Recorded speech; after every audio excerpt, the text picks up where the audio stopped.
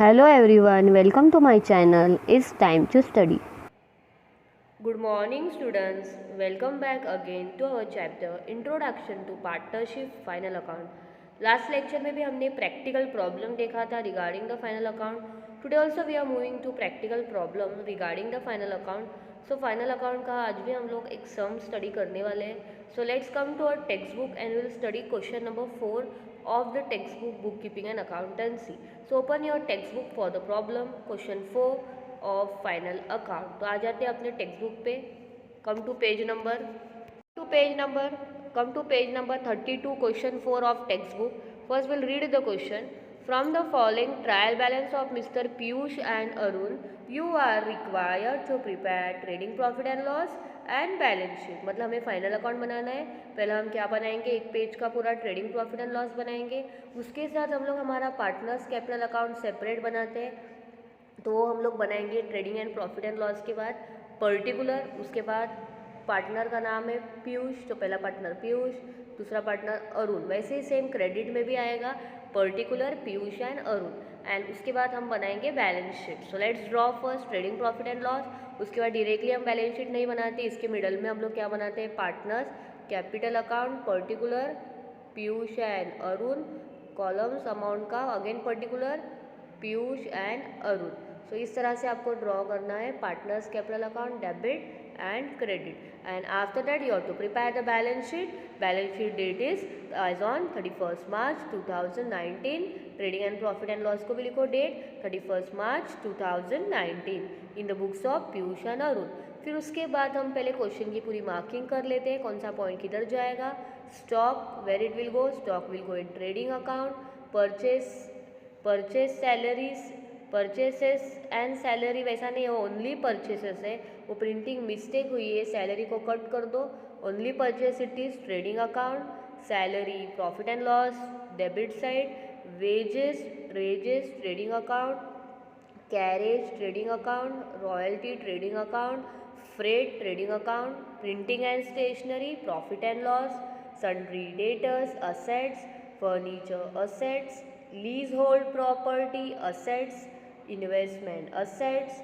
Travelling expense profit and loss. Advertisement profit and loss. इसके bracket में जो है वो हिडन एडजस्टमेंट है. Bad debts profit and loss. Discount allowed profit and loss. Cash in hand assets. Cash at bank assets. Fix deposit assets. अब हम question की credit में जाते हैं. कैपिटल लाइबिलिटी में नहीं लिखो, हमने लेजर बनाया है पार्टनर का, वहाँ पे हम लिखेंगे by balance brought down. Creditors liability. Interest received on fix deposit profit and loss but credit में. Why, because in question it is given credit side. Bank overdraft liability.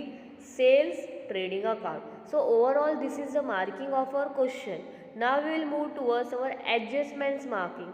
First adjustment is closing stock. उसका तो directly effect होगा, उसका तो कोई marking नहीं कर सकते हम लोग. Interest receivable on FD is 1200 which is still receivable. So FD को मार्क करो, फिक्स डिपॉजिट को 2 और इंटरेस्ट रिसीवेबल FD को भी मार्क करो 2. RDD बनाना है हमें, डेटर्स पे चार्ज करना है RDD. सो सन्ड्री डेटर्स को मार्क करो 3.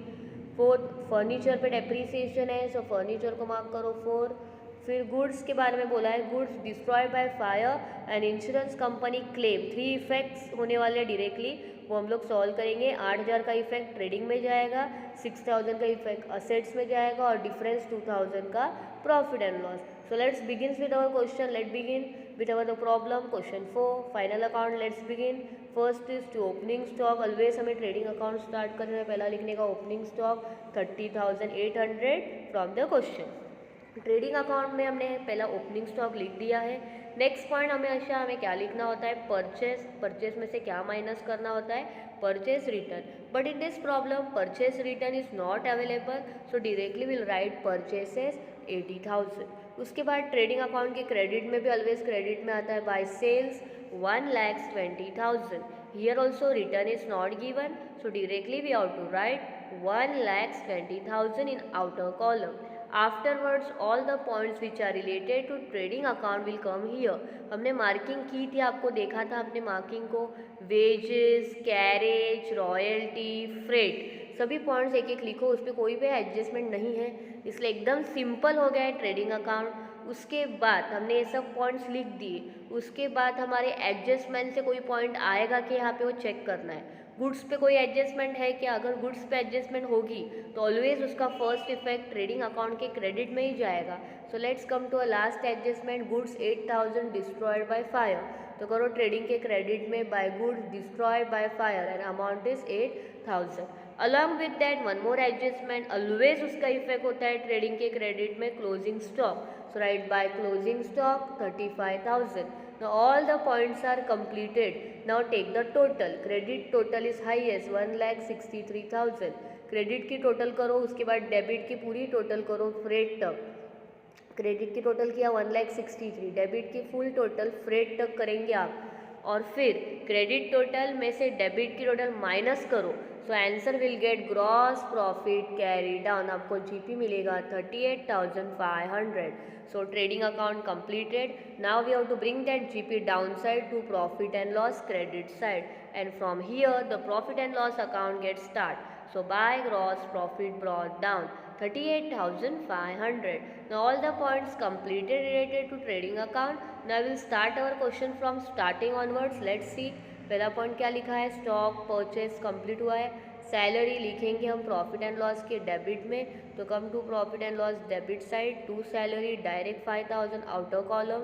उसके बाद next point is after salary wages carriage royalty freight completed, printing and stationery again profit and loss debit side, to printing and stationery amount 1050। After printing and stationery next point is sundry debtors. Debtors is assets और debtors पे adjustment है। RDD हमें निकालना है 2.5%, आ जाओ balance sheet के assets में। Sundry debtors लिखेंगे हम लोग, राइट, सन्ड्री डेटर्स 43,000। उसके बाद आरडीडी हम निकालेंगे 2.5%। अगर आप 43,000 का 2.5% ट्राई करो, 2.5 अपॉन 1000 पॉइंट निकालेंगे तो यहाँ पे 0 आ जाएगा, 3 जीरोस कट। तो 43 को अगर आप 25 से मल्टीप्लाई करेंगे तो आपको आंसर मिलेगा 1075। माइनस करो 41925। इसका दूसरा इफेक्ट जाता है प्रॉफिट एंड लॉस के डेबिट्स में, बट हमें वहाँ पे चेक करना होता है हमारे क्वेश्चन में बैड डेब्ट्स आया है क्या। यस, क्वेश्चन में बैड डेब्ट्स है 500। सो हम पहले लिखेंगे टू बैड डेब्ट 500।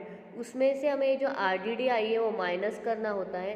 तो bad debts add further bad डेब्ट ऐड न्यू आरडीडी और लेस ओल्ड आरडीडी होता है। डेब्ट्स 500, उसमें हमें ऐड न्यू आरडीडी करना है, अभी जो हमने सॉल्व किया 1075। So total will be 1575। Old RDD अगर होता क्वेश्चन के क्रेडिट में तो माइनस होता है और न्यू आरडीडी प्लस होता है। उसके बाद फिर हमारा एक इफेक्ट देना था, वो दे देते हम लोग। गुड डिस्ट्रॉय बाय फायर था 8000, इंश्योरेंस क्लेम मिला 6000। सो एक्चुअल लॉस कितने का हुआ 2000। सो टू लॉस बाय फायर लिखो 2000 प्रॉफिट एंड लॉस के डेबिट में, और बैलेंस शीट के असेट्स में आ जाओ और वहाँ पे भी लिखो इंश्योरेंस क्लेम। इंश्योरेंस क्लेम का इफेक्ट दे दो। इंश्योरेंस क्लेम कितना था 6000। सो इंश्योरेंस क्लेम में लिखो 6000, यहाँ पे 600 लिखा है, right, 6000। So this way we have to solve the adjustment related factor. फिर उसके बाद नेक्स्ट पॉइंट कौन सा है? डेटर्स के बाद furniture, come to profit and loss, adjustment है उस पर, फर्नीचर पे। बैलेंस शीट असेट्स में पहले आ जाओ, फिर हम प्रॉफिट एंड लॉस में जाते हैं। So come to first balance sheet asset side, furniture inner column में लिखो, फर्स्ट कॉलम में फर्नीचर के amount. The actual amount of furniture is 20,200, उस पर 5% सॉल्व करो। सो 10% होता है 2020, उसका भी हाफ चाहिए हमें, इसलिए 1010 आएगा।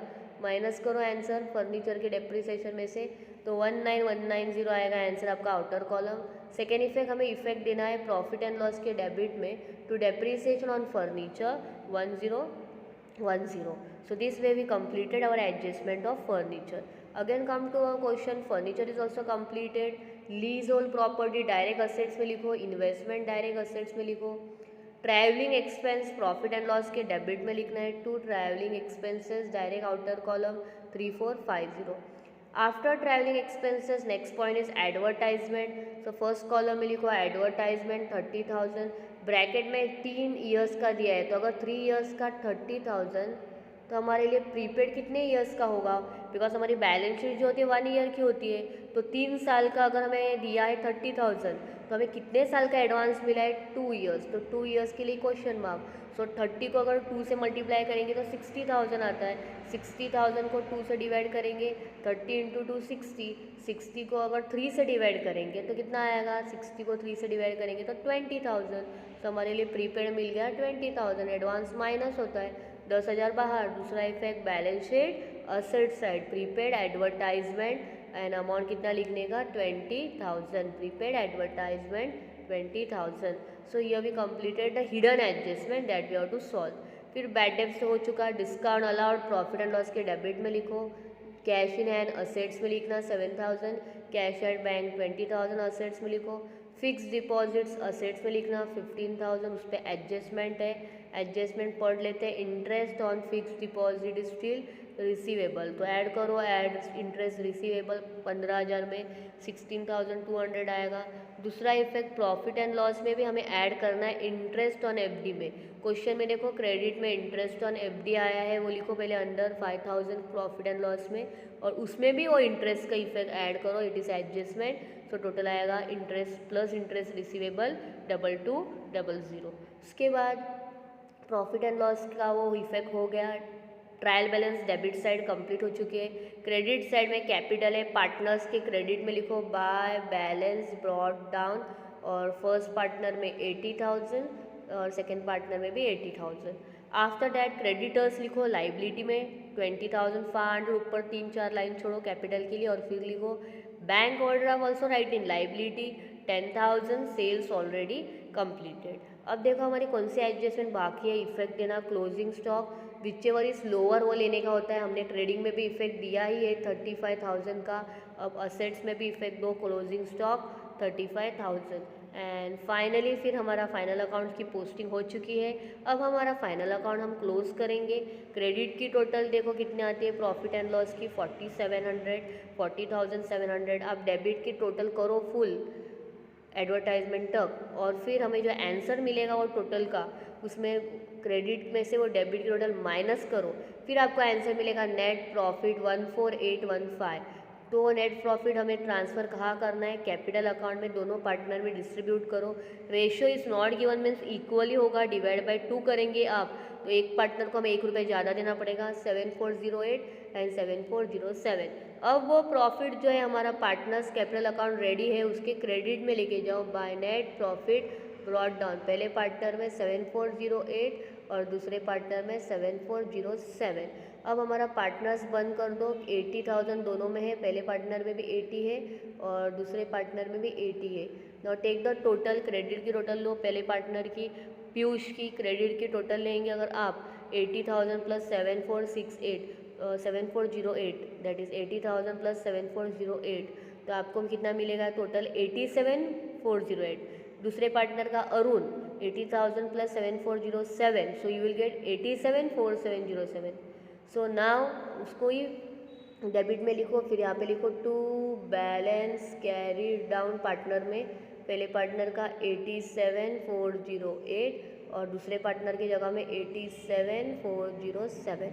अब ये बैलेंस है, ये हमारे लाइबिलिटी में जाएगा कैपिटल बन के, बैलेंस शीट के लाइबिलिटी में डायरेक्ट लिख दो कैपिटल, और ये सब मत लिखना, डायरेक्ट 87,408 अंदर लिखना, पीयूष का नाम डाल के और अरुण का नाम डाल के 87,407 87,408 पीयूष का लिखो फर्स्ट कॉलम में, और 87,407 अरुण का लिखो। अब टोटल लो, 8 + 7 कितना होता है 15, 5 कैरी अप, यहाँ पे भी 1 आएगा, 4 + 4 8, 7 + 7 14, 14 और एक कैरी, 8 और 8 16 + 1 17। अगेन चेक करो, 8 + 7 कितना होता है 15, 5 लिया, एक कैरी हुआ, एक लिया नीचे, 4 + 4 8, 7 + 7 14, 1 कैरी अप, 8 और 8 16 + 17, तो ये टोटल लो बाहर 1,74,815।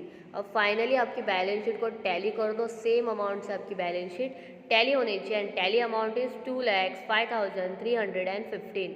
Finally, if you get tally by both the same amount, means your final account is correct and it is tallied by amount 205. 315। So I hope आपको ये लेक्चर समझा होगा। हमने अभी ये सम कंप्लीट कर दिया है। तो इस तरह फाइनल अकाउंट जब भी आएगा आपको पहले फाइनल अकाउंट्स प्रिपेयर करना है, trading profit and loss, partners capital and balance sheet, and then marking करो क्वेश्चन की, एडजस्टमेंट की मार्किंग करो, सॉल्व करते रहो साइमल्टेनियसली। जब भी एडजस्टमेंट होती 2 इफेक्ट देने का, खड़ी गुड डिस्ट्रॉय वाली एडजस्टमेंट आई तो 3 इफेक्ट होगा। फिर फाइनली बैलेंस शीट आपकी टैली होनी ही चाहिए दोनों तरफ सेम अमाउंट से। और आज का अपना सम कंप्लीट हो गया। नेक्स्ट लेक्चर हम नेक्स्ट प्रॉब्लम पे जाएंगे। Till that time revise the adjustment, work hard and wait for my next lecture. Thank you.